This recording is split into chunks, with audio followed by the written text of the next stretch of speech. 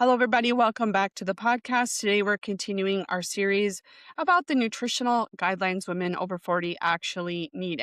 We're talking about something that I think surprises a lot of women when they first hear it. Sometimes eating less actually is part of the problem. Now, before we start, I want to be clear. I'm not saying nutrition doesn't matter. I'm not saying calories don't exist. And I'm not saying women should eat endlessly without awareness, but I am saying this: the female body is far more hormonally and metabolically complex than the old eat less, move more message that we have learned. And many women over 40 are stuck in the cycle where they're eating less, trying harder, exercising more, restricting more and more food, skipping meals, and becoming more frustrated because their body is no longer responding the way it used to. In fact, many women tell me, I barely eat and I still can't lose weight. And in fact, I'm seeing this on the regular in my practice. And often when we really look at what is happening physiologically, the body is under chronic stress because after 40, the body becomes less tolerant of constant metabolic stressors. This is what that can look like, or what can cause it too. Chronic dieting, under eating protein, poor sleep, overtraining, blood sugar instability, hormonal shifts, inflammation, and high cortisol. I bet some of you can relate to a lot of those things. All of these will affect your metabolism. Now, let's talk about what many women have been taught for decades. Most women grew up hearing eat low fat, count your calories, avoid the carbs, do more cardio, use your willpower. That's all it is. Ignore your hunger and just stay in a calorie deficit and everything will work itself out. But here is what often happens long term. Women start unintentionally underfueling their bodies. Maybe breakfast is only coffee or a protein bar.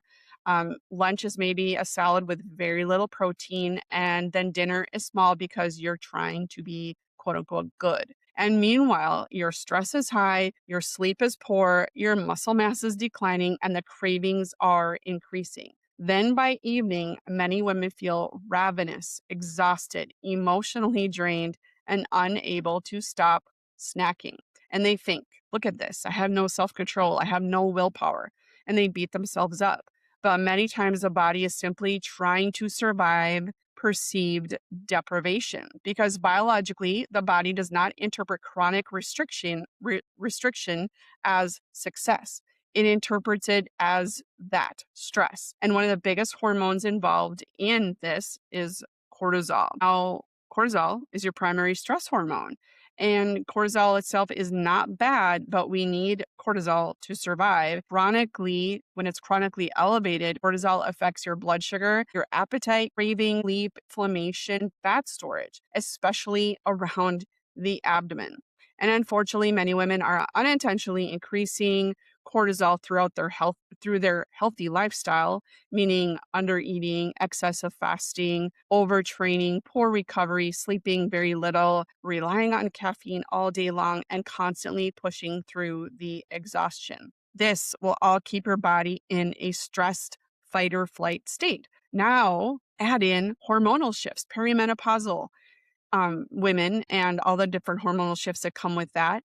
When we have estrogen and progesterone that's fluctuating, this will influence your insulin sensitivity, your sleep, your stress tolerance, your appetite, and where that fat gets stored so easily.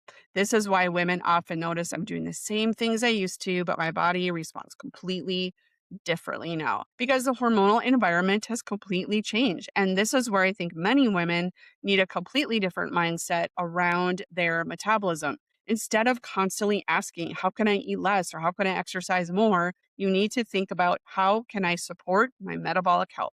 Those are two very different conversations. Supporting metabolic health may include adequate protein, blood sugar stability, strength training, nutrient intake, sleep, stress reduction, gut health, and proper recovery. But because metabolism is not just about calories, metabolism is how efficiently the body produces and uses energy. Now, let's talk a minute about muscle because this is critical after 40. I've said this many, many times. Many women are losing muscle while trying to lose weight.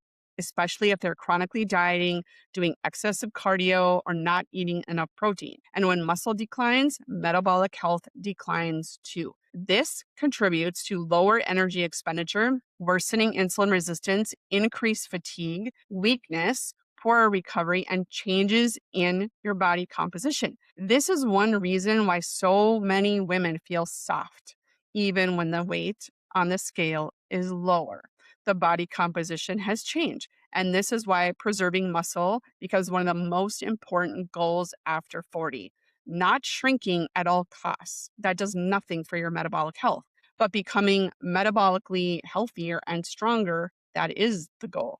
Now, I also want to touch on fasting just briefly because this topic comes up constantly. Fasting can be therapeutic and very beneficial in certain situations, but women are trying to force aggressive fasting protocols while already stressed, undernourished, sleep deprived, hormonally dysregulated, and exhausted. I have fallen into this myself because, frankly, in a stressed world, it is just easier to not eat. It's just easier to not have to deal with meal prep.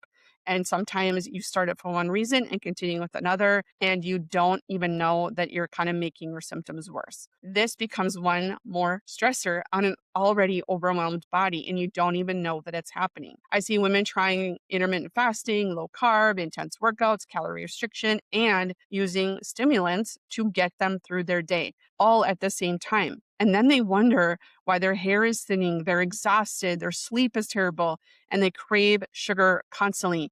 Their body just feels inflamed a lot of the times. Sometimes the body's asking for nourishment and recovery, not more restriction. Now, does this mean women should never pursue fat loss? Of course not. But sustainable fat loss usually works better when the body feels safer, stronger, nourished, and metabolically supported.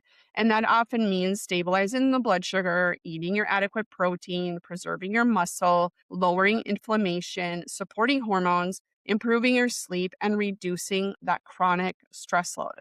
Instead of constantly trying to earn food or punish the body into changing, we need to do something different.